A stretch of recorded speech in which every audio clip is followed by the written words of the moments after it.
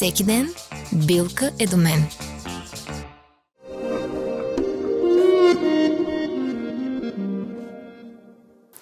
Днес в рубриката "Лицата в козметичната индустрия в България", част от предаването "Брандовете на България" по TV1, избрахме за вас да ви срещнем с дамата, която стои зад развитието на българския козметичен бранд Билка Лайфстайл, именно Елица Златкова.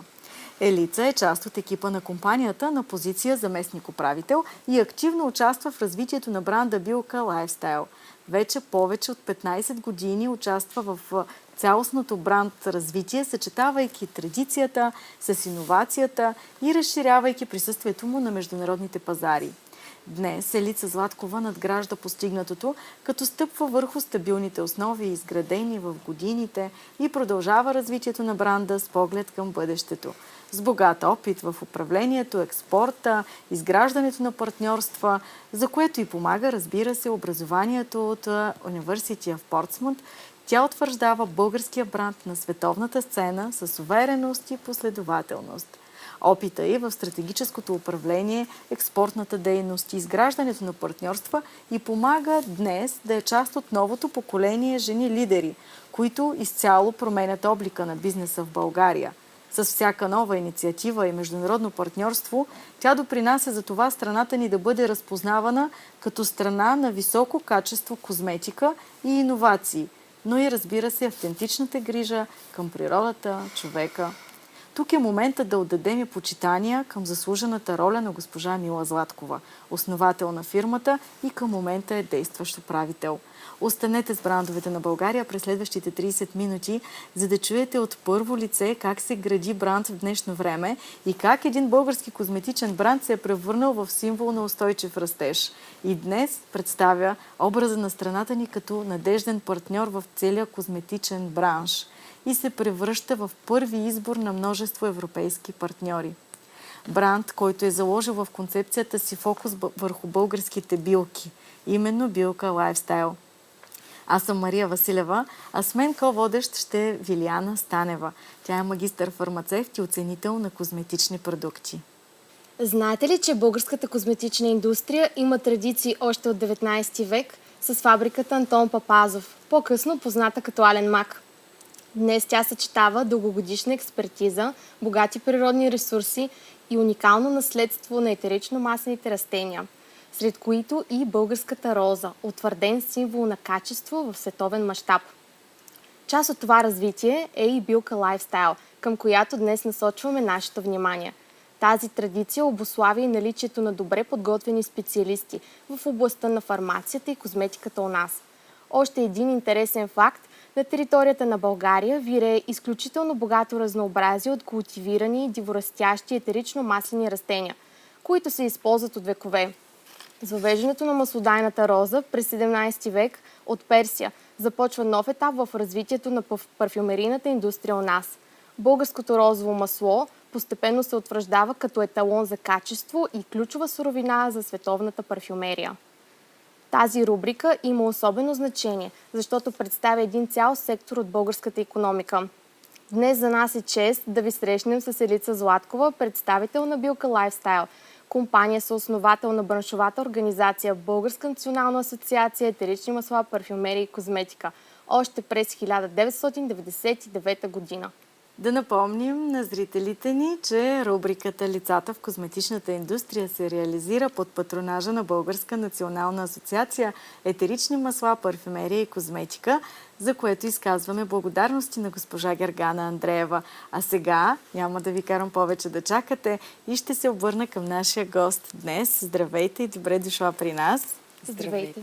Здравейте! Благодаря за поканата. За мен е чест да представлявам компанията и бранда Билка, именно във вашето предаване "Брандовете на България", защото ние се определяме като такъв. И поздравления за този общ проект с нашата асоциация. Аз вярвам, че за зрителите ще е изключително интересно да изгледат всички епизоди от рубриката "Лицата на козметичната индустрия в България". Вие сте едно от лицата и за нас е чест, че днес ще може да открехнем завесите и да влезем за малко в кухнята на бранда Билка. Нашият екип следи с интерес развитието на бранда. Знаем, че в годините са се правили доста активности през тази дълга история, но последните години прави впечатление, че активностите са доста повече, особено от гледна точка на бранд позициониране. Можете ли да ни кажете кой е маркетинговия проект, с който се гордеете и който има най-голямо значение за развитието на бранда днес? Да, като започнем от името Билка, което така естествено предизвиква асоциации за натурално, за природно, за природосъобразен начин на живот, върху което ние стъпваме. И основополагащо за развитието на бранда в посока природосъобразност беше създаването на първата българска хомеопатична паста за зъби и нашето близко сътрудничество и партньорство с Асоциацията на лекарите хомеопати в България. Това е първата и значима стъпка в изграждането на облика на бранда Билка.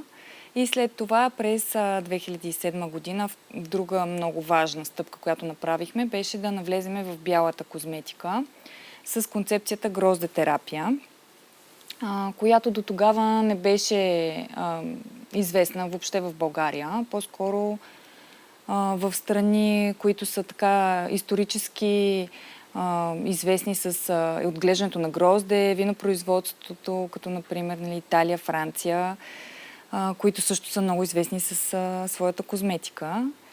Гроздетерапията е така една концепция, част от козметичната индустрия, която залага именно на свойствата на гроздето върху кожата. И ние, изхождайки от факта, че в България се произвежда вино и се отглеждат много видове сортове. Имаме традиции още от раките. Да, много сериозни традиции в отглеждането на грозде. И стъпвайки на това, нали, че имаме такива природни дадености и други природни съставки, нали, не само етерично-маслените растения, билките, розата, но имаме и гроздето. Избрахме сорта грозде Маврут, който расте само в България.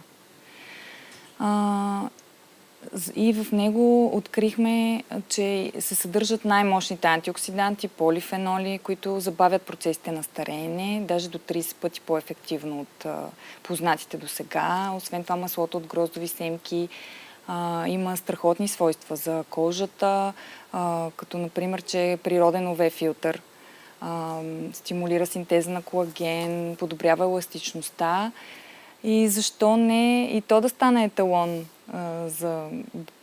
както е розовото масло в българската козметика.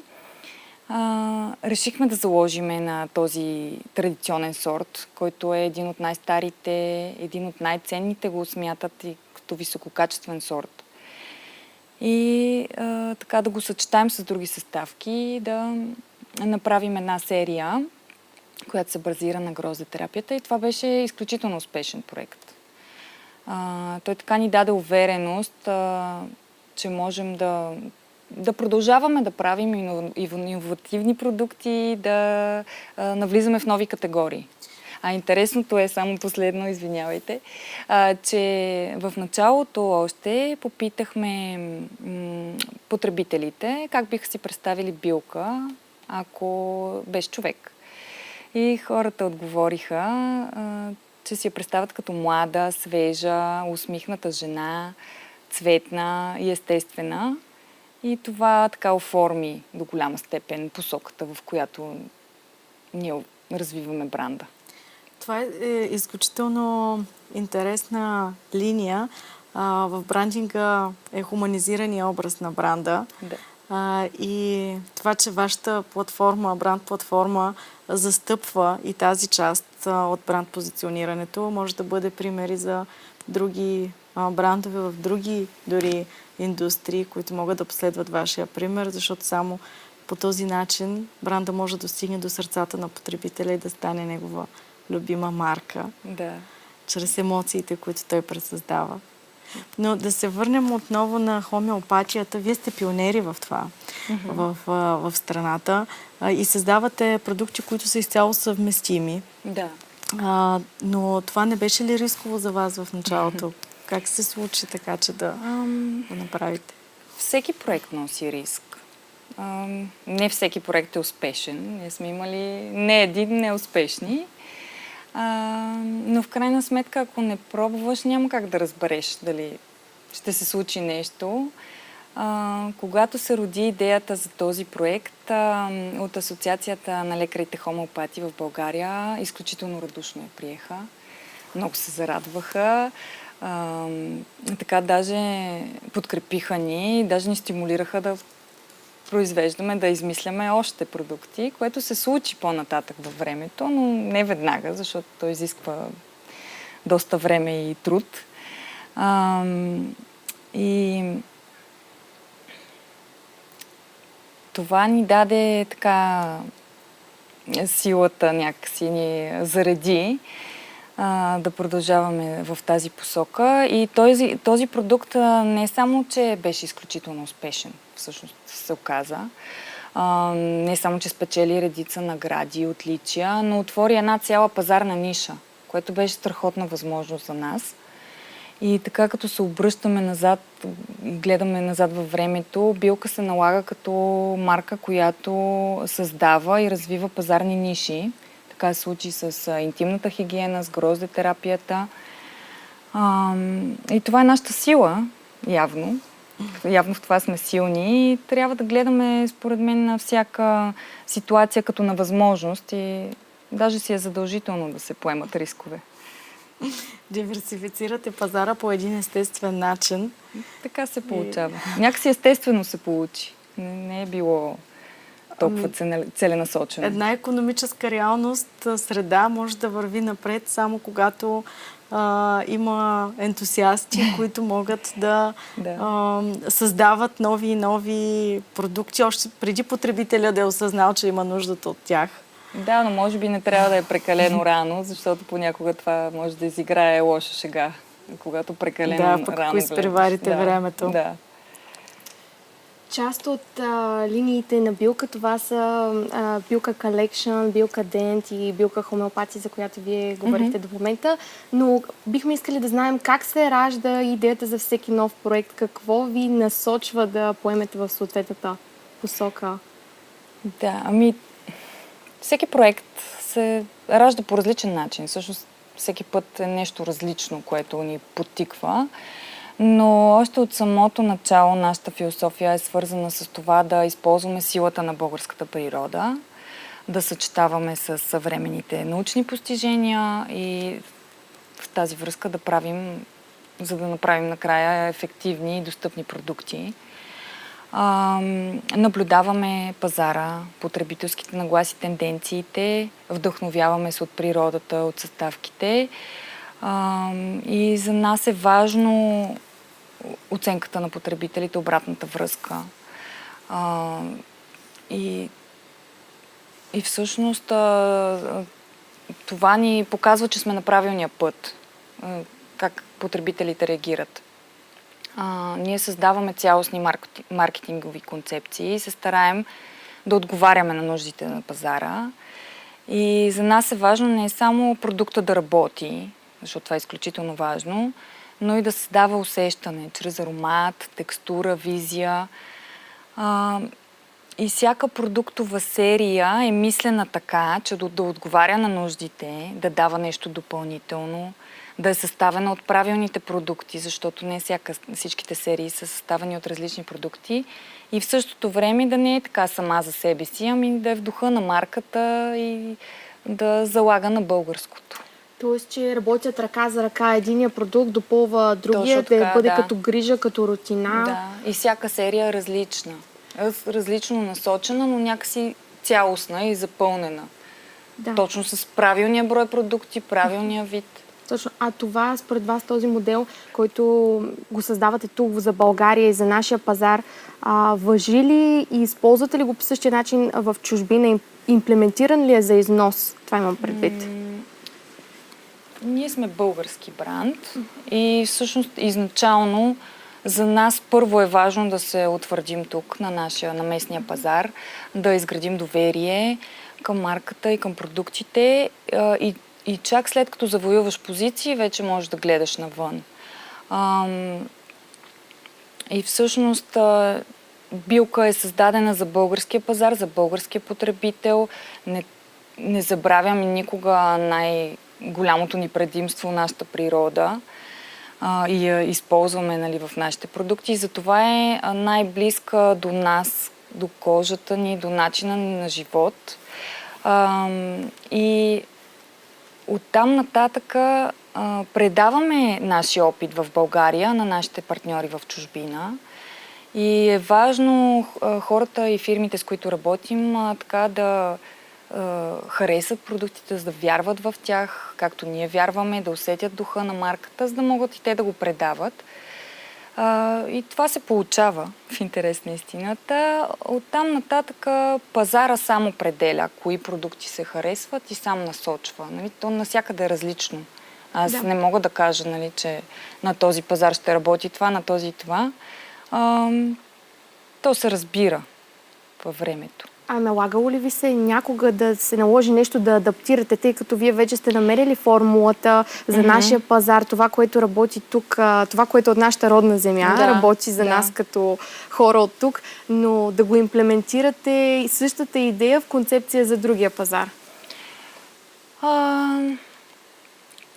Имали сме така партньори, които искат да ползват само бранда и оттам нататък да им се създаде друг продукт, но не го практикуваме.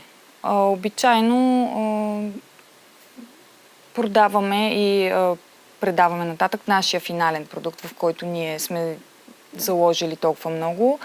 И съответно на другите пазари, хората, които наистина много така работят активно, се опитват да предадат това нещо на съответния пазар. И то е доста печелившо, защото е различно. Защото няма го. Това нещо го няма. Към успеха. Да. Ние разбрахме, че вие имате един много дългосрочен социален проект Веселите зъбки, така че бихме искали повече да ни разкажете за него и как измервате неговата ефективност. Да. Това е една от най-значимите каузи на Билка. Аз лично я подкрепям от самото й създаване. Тази инициатива я развиваме вече 15 години в България и с ясната мисия да изграждаме навици здравословни у децата още от най-ранна възраст. И за мен като родител на 3 малки деца тази кауза има личен смисъл. Аз виждам колко е важно още от самото начало да се създадат такива навици, които след това остават за цял живот. Тази кампания започна като образователен куклен спектакъл.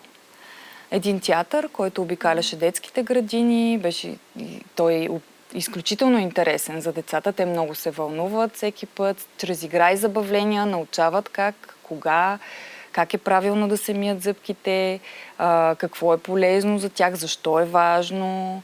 След това отговарят на въпроси и запомнят. На тях им е изключително интересно, получават подаръци, образователни материали и по този начин достигаме до децата. В годините така доста се разрасна тази кауза и тази кампания. Достигнали сме до стотици детски градини, до хиляди деца. И също я развиваме и в други формати. Достигаме и до родителите. Чрез дигитално съдържание направихме една песничка, която превръща миенето на зъбките в забавление.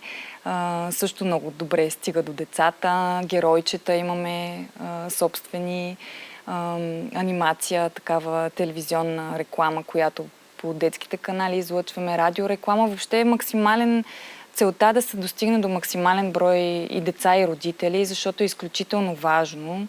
Тази кампания и кауза беше предизвикана от реален проблем От едно изследване на Българския зъболекарски съюз излезе тревожната статистика за детското орално здраве в България, която действително ни стресна и така ни мотивира да се ангажираме дългосрочно, не само с продуктите. И честно казано, много държим да достигнем до повече хора с тази кауза. Мисията, целта е ясна. Да растат все повече деца с здрави и красиви усмивки и тази статистика да остане в миналото. Може би, ако Българския зъболекарски съюз направи ново проучване по темата, силно се надявам да сме допринесли положително в тази посока и да са други резултатите. Но го измерваме като ефективно, защото просто сме се ангажирани да повишиме културата и образованието в тази посока на децата. За здравословни навици и създаване. И те да някакси сами да искат.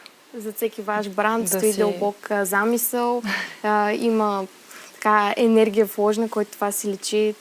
Адмирации. Благодаря. Надявам се да допринасяме за по-добро. Да вървим към по-добро. И децата специално, те са бъдещето в крайна сметка.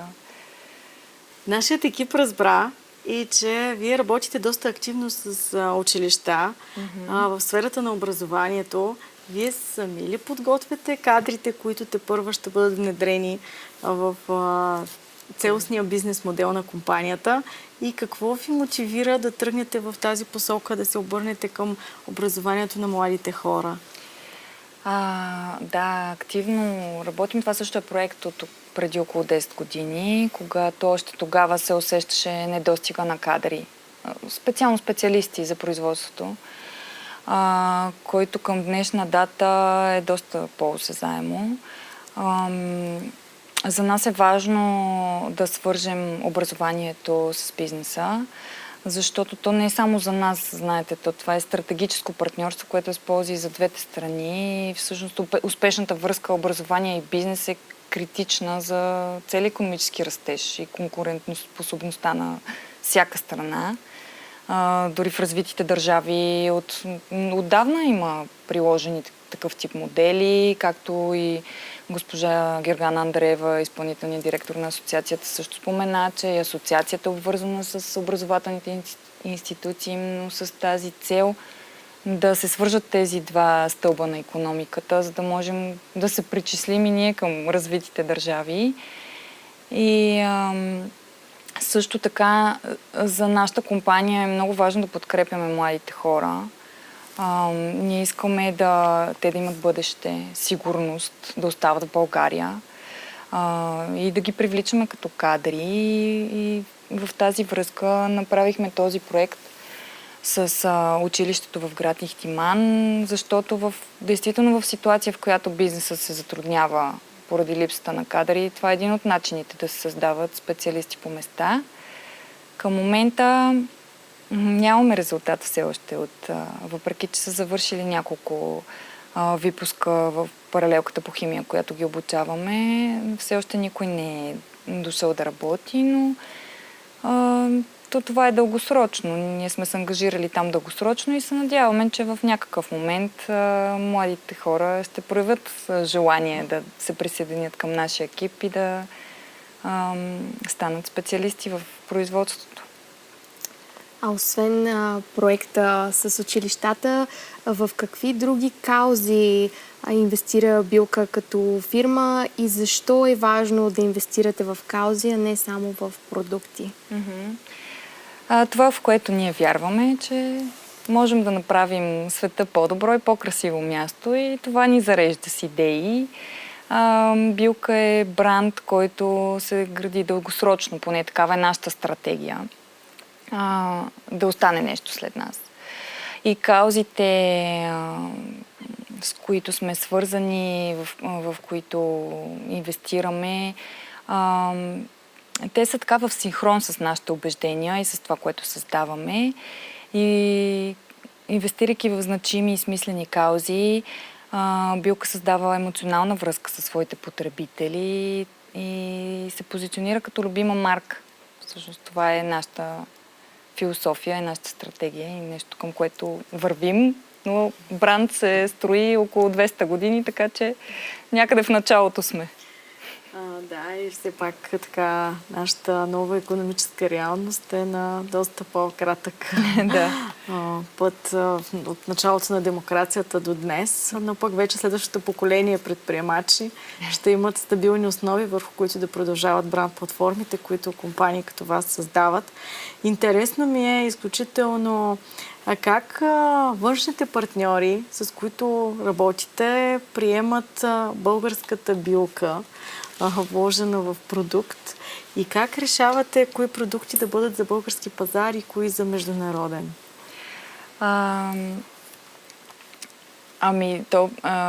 Ако са чужденци, е много така интересно. Аз как започвам да обяснявам какво означава билка, защото ние знаем какво означава. За нас има дълбок смисъл в България за всички хора. Но е много интересно, защото винаги започвам с това какво означава. И след това, както казахте, пазара само определя кои продукти са успешни. Обичайно фирмите, с които работим, те така приемат от нашия опит, защото обикновено повечето са такива, които сега стартират, а ние вече имаме така изграден път и стратегия, по която вървим, предаваме нататък какво сме направили на българския пазар, защото, както казах, билка е български бранд. Ние първо искаме тук да се утвърдим, тук да го развием.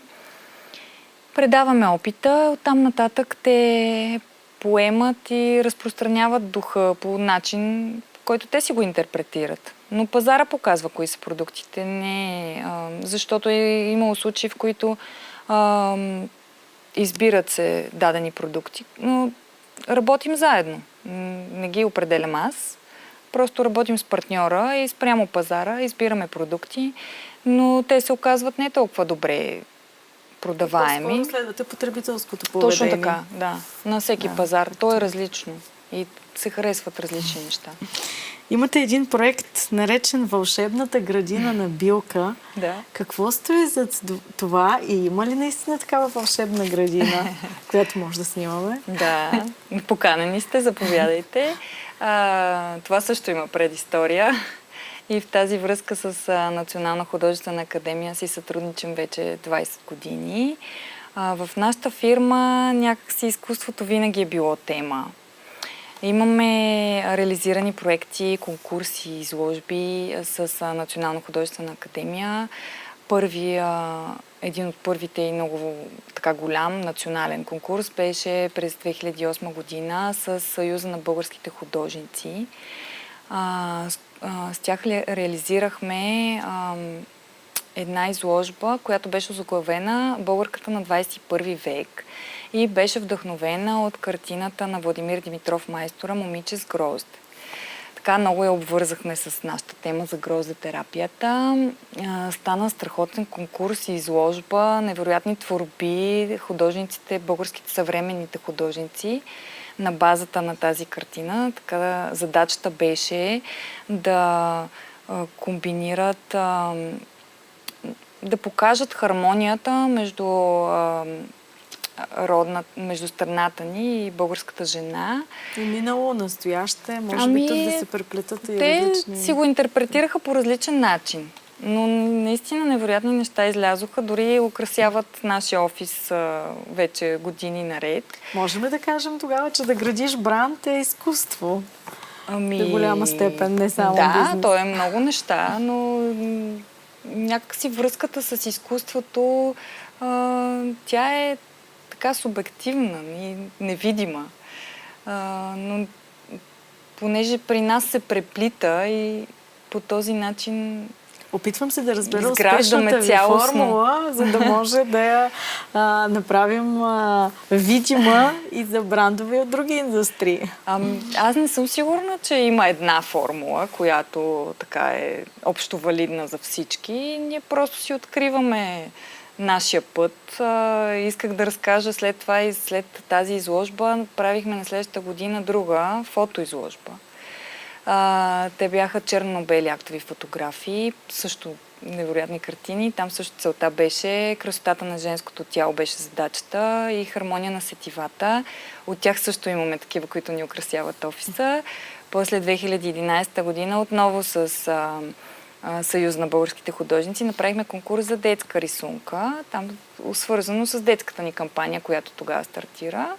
И така някакси естествено продължение. Преди 2 години беше Вълшебната градина на Билка. Така я озаглавихме. Задачата беше да визуализираме с стенопис на фасадата на фабриката. Той е доста по-мащабно, нали, този проект. Богатството на българската природа, от която ние се вдъхновяваме и какво правим вътре. Задачата беше възложена на студенти, защото, както казах, ние искаме да подкрепяме младите.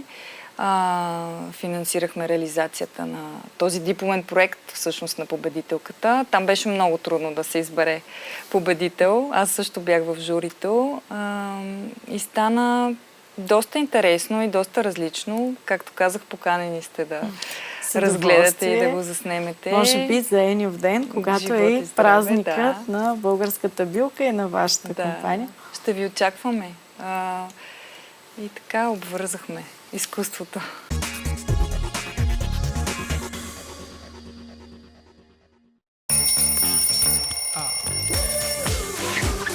Когато и да се събудя, денят ми започва свежо и с настроение. Навсякъде с мен билка ми дава увереност и самочувствие. Какъвто и да е денят ми, завършва с удоволствие и наслада. Всеки ден билка е до мен.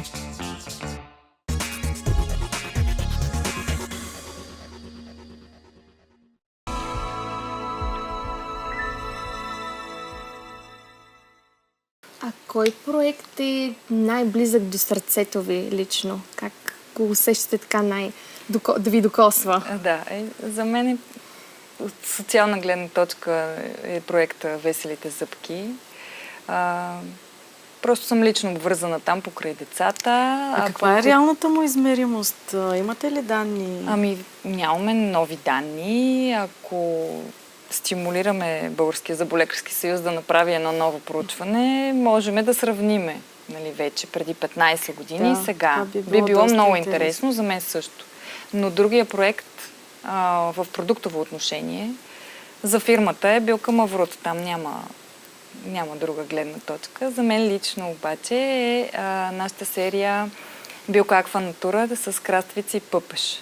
Изключително ми е така сантиментална тя, защото е свързана с едно мое пътуване в Америка. Аз бях на бригада, оттам донесох един продукт, който страшно много ми хареса. Около него изградихме цяла серия и тя стана страхотна. Тя ми е фаворит. Използвам всичките продукти и препоръчвам на всички. Освен това, тя е така младежки насочена и си я припознавам като моя. И тя много се разви също в годините и всеки, който е пробвал, продължава да си я пробват. И другите ни серии, между другото, така някакси винаги сме разчитали на маркетинга от уста на уста, което е много хубаво и голямо постижение за нас.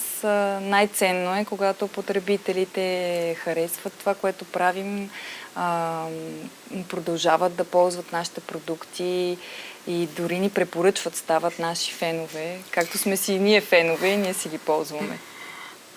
Да, брандовете, всъщност една от основната им мисия е да създават апостоли на своите бранд платформи. И вие успешно имплементирате тази стратегия и така, затова се радвам, че може да бъдете пример за други български брандове в други сегменти. Но няма как към финала на нашия разговор да не задам и въпросът за това как виждате вие като част от тази икономическа структура, козметична индустрия, как виждате вашата роля, вашата отговорност за това бранд България по света да има една по-силна заявка на козметичната световна сцена? Паралелно с развитието на нашия бранд, ние винаги сме се опитвали да допринасяме за развитието на целия сектор. Както Лидия Стойчева също спомена, и в управителния съвет на асоциацията вече е взето решение за изграждане на цялостна комуникационна стратегия за изграждането на международния облик на България. Това е нещо, което липсва и идеята, около която трябва да се обединим като част от бранша, за да можем да изградим вече бранда България. Доста дълъг процес ще бъде, но важното е, че има консенсус и че са гласувани средства това да се случи, защото България, българската козметична индустрия има сериозни традиции и сме изключително добри, правим висококачествени продукти, произвеждаме и заслужаваме да се наредиме в челната десятка на световните брандове, защо не. Пък Билка от своя страна, с присъствието си в европейски световни вериги, на места, където може да се види, допринася за позитивния имидж на козметичната индустрия в българската козметична индустрия. Искрено вярвам, че тази обща отговорност е на всички икономически сектори, както и на медиите, и в наше лице, като част от медийната среда на страната и така позиционирайки бизнесите в определена степен, имаме решаващо значение за подобряване на имиджа на бранд България и активно, ръка за ръка, ще работим организации, структури, неправителствени организации и медии, за да може да направим тази голяма крачка на прехода по-бърза. Стараем се и директно участваме. Надяваме се. Благодаря ви, че бяхте наш гост днес. Благодарим ви за това участие. Очакваме отново. Много ви благодаря. Това беше всичко за днес в брандовете на България. Вие гледахте рубриката "Лицата в козметичната индустрия" на страната ни. Надяваме се, че сме ви били полезни и сме ви дали полезна информация за това как се гради бранд, заложил в концепцията си българската философия за природолечение и използване на най-ценните дарове от българската земя, именно билките. Благодарим на наша гостелица Златкова за споделения опит и съдържателен разговор в полза на козметичната индустриална сцена и за това, че ни позволи да надникнем зад завесите на нейния бранд. Гледайте ни отново съвсем скоро в рубриката "Лицата в козметичната индустрия в България", само в ефира на TV1.